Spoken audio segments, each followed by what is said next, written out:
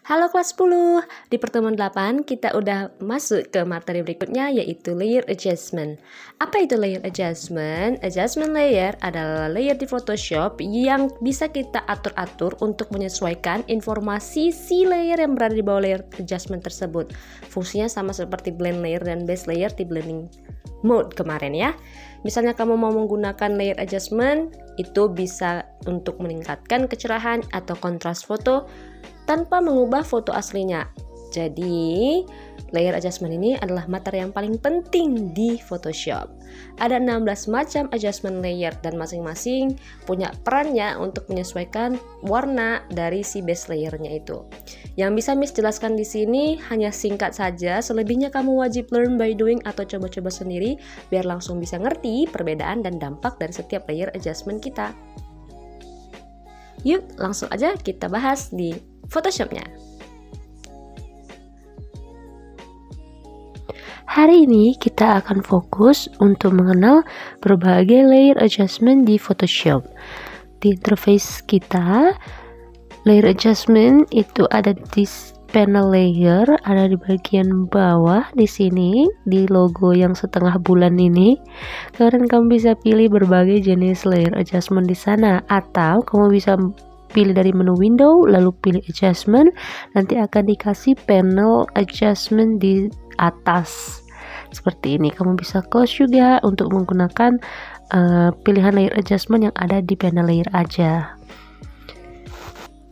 Layer adjustment manapun yang kita pilih, dia nanti ketika aktif maka akan berfungsi sebagai layer adjustment di sebelah sini dan juga sebagai layer mask. Layer mask ini akan berguna banget untuk ngekomposit gambar atau memilih yang mana bagian yang akan terkena adjustment atau yang enggak.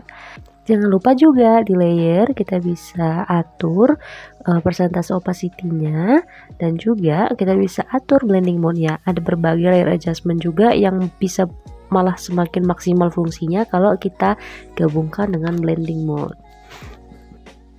Oke, kita langsung aja masuk ke layer adjustment pertama yaitu solid color. Solid color ini fungsinya kita akan pilih-pilih gambar warna dan seluruh gambar kita itu akan tertutupi dengan solid color ini. Nah, nanti ini akan banyak berguna untuk graphic design, tapi untuk edit foto seperti ini dia jarang kita gunakan. Kemudian yang kedua ada gradient. Gradient ini nanti akan menampilkan permainan cahaya atau permainan warna, tapi dia bisa dalam bentuk linear, radial, dan sebagainya. Jadi untuk membuat efek vignette seperti di Instagram, kita bisa menggunakan gradient fill ini. Nah, coba kita atur dulu. Yang pertama, kita atur warna gradiennya dulu. Warna gradiennya bisa kita pilih warna apa aja, atau untuk membuat vignette effect, kamu bisa pilih di bar paling kiri itu warna yang paling gelap. Oke, kemudian di bar yang paling kanan juga kamu atur yang paling gelap juga. Oke. Kemudian di sini ada menu style, kamu bisa pilih gradiennya nanti akan ditampilkan seperti apa, radial seperti ini atau linear, horizontal, vertikal. Nah, untuk nge-reverse radialnya ini supaya yang di sisi-sisi luar yang lebih gelap daripada yang di tengah, kamu tinggal klik reverse. Kamu juga bisa atur skala radialnya mau berapa persen gitu. Nah, kalau Miss kecilkan radialnya, nanti hasilnya jauh lebih terasa efek vignette-nya seperti ini. Oke, ini before afternya. Yang ketiga ada pattern. Pattern ini akan memasukkan layer baru yang isinya pattern atau kayak sejenis gambar berpola baru ya. Kemudian ada juga brightness dan kontras. Seperti yang udah kamu ketahui, brightness itu artinya kecerahan gambar, kalau kontras juga meningkatkan kecerahan gambar tapi dibarengin dengan meningkatkan ketajaman gambar juga. Yang selanjutnya ada levels. Levels ini adjustment yang paling sering digunakan. Nanti dia ada 3 point di bar ini yang bisa kamu atur. Yang pertama black point, middle point, dan highlight point. Nanti kamu geser-geser aja titik di bar itu untuk menyesuaikan tingkat tergelap dari gambarmu atau tingkat kecerahan tertinggi dari gambarmu.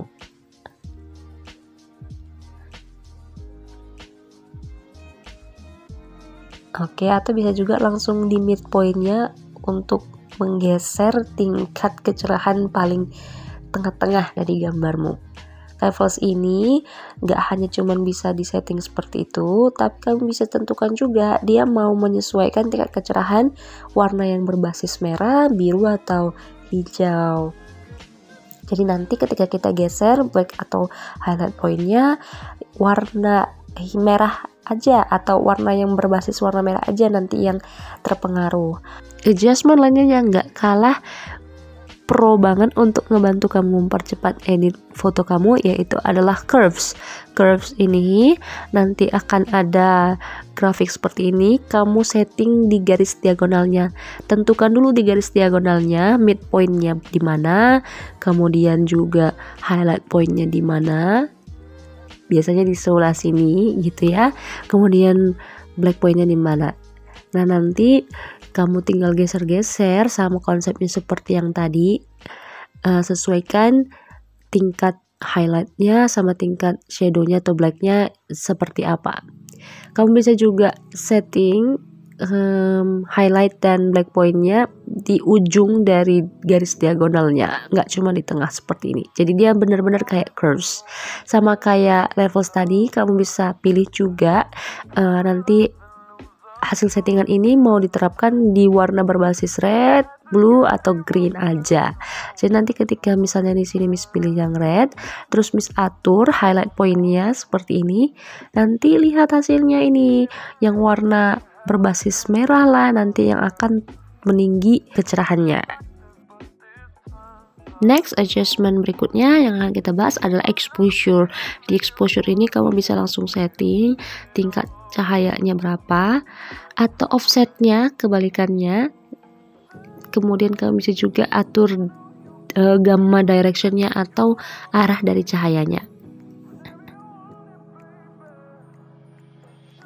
Selanjutnya ada vibrance. Vibrance ini sering banget digunakan apalagi kalau ngedit foto sendiri, karena vibrance ini akan menyalakan warna di foto kita kecuali warna skin tone. Jadi kalau ada orang dia nggak akan terkena efek ini. Jadi landscape atau background kita yang semakin hidup warnanya. Tapi untuk khusus yang ada orangnya jangan banyak-banyak nambahin tingkat saturasi, karena nanti skin tone kita juga ikut-ikut menyala warnanya, kan ikut-ikut nyata warnanya. Next ada hue dan saturation. Ya mirip seperti tadi penjelasannya, saturation itu langsung mengatur warna, tapi di hue and saturation ini kita bisa adjust warnanya lebih detail lagi berdasarkan RGB-nya. Nah ini kamu bisa pilih juga presetnya, maksudnya kayak dia mau diterapkan hanya di warna merah, warna biru, atau warna science dan sebagainya. Jadi nanti ketika kita geser-geser ini bar saturationnya atau bar hue-nya, maka nanti warna yang berbasis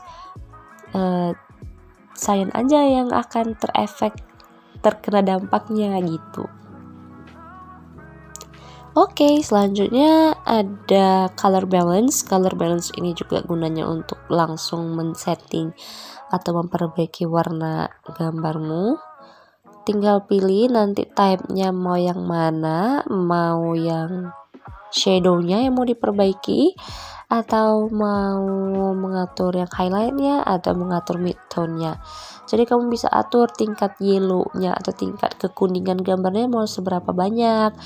Terus juga tingkat kebiruan cyan-nya itu seberapa banyak, atau tingkat magentanya atau green-nya mau seberapa banyak. Itu dia untuk color balance. Jadi settingan warna kita bisa semakin seimbang dengan menggunakan layer adjustment color balance ini. Next ada layer black and white. adjustment black and white ini nanti langsung otomatis membuat warna base layermu hitam dan putih doang. Tapi hitam dan putih juga masih bisa kita edit dan kita setting supaya menyesuaikan lagi dengan selera kita. Kita bisa setting bagian mana sih yang mau lebih dicerahkan warna putihnya, atau bagian mana sih yang mau dimakin gelapkan warna hitamnya. Jadi nanti kita setting di sini bar-bar warnanya semakin ke kanan berarti warnanya akan semakin terang. Kalau kita geser ke kiri berarti nanti warnanya akan semakin gelap. Misalnya ini Miss barusan setting untuk warna blue-nya, jadi nanti warna biru dari base layer-nya yang akan terkena efek dari settingan Miss tersebut. Kalau sekarang kita geser warna red-nya, nanti warna yang dasarnya itu ada kemerah-merahannya akan semakin terang kalau Miss geser ke kanan, atau sebaliknya akan semakin gelap kalau digeser ke kiri. Next ada photo filter. Ini jelas-jelas kayak VS Code banget atau kayak efek-efek filter lainnya. Jadi kamu bisa langsung pilih aja mau di warming kan, mau dihangatkan, atau mau di coolness kan, didinginkan seperti ini. Nanti dia akan langsung memberikan efek dramatis ke foto kamu. Ya, ini harus kamu pelajari sendiri untuk pilih yang mana sesuai dengan moodmu atau caramu ngedit. Vibrance ini akan menentukan tingkat kesulitan dari efeknya. Jadi kalau semakin tinggi density-nya, nanti akan semakin kuat efek dari photo filternya. Kamu bisa juga pilih warnanya tertentu. Jadi kalau bisa kita pilih kuning barusan nih, nanti warnanya akan semakin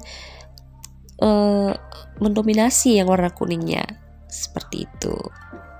Next ada channel mixer. Channel mixer ini sering digunakan atau bahkan hanya digunakan untuk memperbaiki warna di foto negatif seperti contoh foto yang lagi disajikan di sini. Jadi untuk channel mixer kita bisa atur tingkat warna merahnya, terus juga tingkat warna birunya, tingkat warna hijaunya, supaya nanti foto negatif ini bisa hampir mendekati warna foto aslinya, warna penampakan aslinya. Layer adjustment berikutnya adalah color lookup. Color lookup ini nanti kamu tinggal pilih aja, di situ ada banyak sekali pilihan-pilihannya. Nah, tapi satu-satunya cara untuk menyesuaikan lagi atau nge-adjust hasil dari preset tersebut hanya dengan mengatur opacity-nya. Jadi nanti setelah udah pilih-pilih warnanya atau efeknya, kamu setting opacity-nya. Jadi kentara atau enggak kentaranya hasil dari color lookup tadi. Next ada masuk ke kelompok berikutnya. Yang selanjutnya ini invert ya. Jadi invert ini kebalikan dari color mixer. Jadi ini akan membuat foto kita jadi foto negatif. Oke, kita next ke posterize. Posterize ini Miss kembalikan ke bagaimana tingkat imajinasi dan kreativitas kamu saat mengedit gambar rasternya, supaya benar-benar bisa memanfaatkan adjustment posterize ini. Sama kayak mereka si posterize dan invert, threshold juga hasil jadinya itu kayak terlalu ekstrim, tapi Miss kembalikan lagi ke kreativitas kamu saat mengedit nanti untuk memanfaatkannya ya. Next ada gradient map. Gradient map ini mirip fungsinya seperti layer gradient yang di atas tadi, cuma nanti ini hasil jadinya beda dengan yang gradient tadi. Kalau gradient tadi kan emang warnanya itu linear dan radial ya, tapi kalau ini langsung plep satu gambar tuh disesuaikan gradiennya untuk warna tertentu. Misal sekarang Miss atur black tone-nya dan mid tone, highlight tone-nya di warna apa. Misalnya di black tone-nya Miss pilih warna yang rada-rada gelap di sini, kemudian highlight tone-nya Miss pilih warna kuning misalnya. Berarti nanti hasil gradien warna yang akan muncul atau teraplikasikan adalah warna di antara black tone tadi sampai highlight tone-nya. Jadi rada-rada kuning gimana. Gradient map ini bisa kamu fungsikan juga barengan dengan blending mode-nya. Jadi nanti hasil gradiennya akan semakin halus muncul karena bantuan dari blending mode. Last, ada selective color. Selective color itu dia akan kita pilih dulu warna apa nih yang mau kita perbaiki.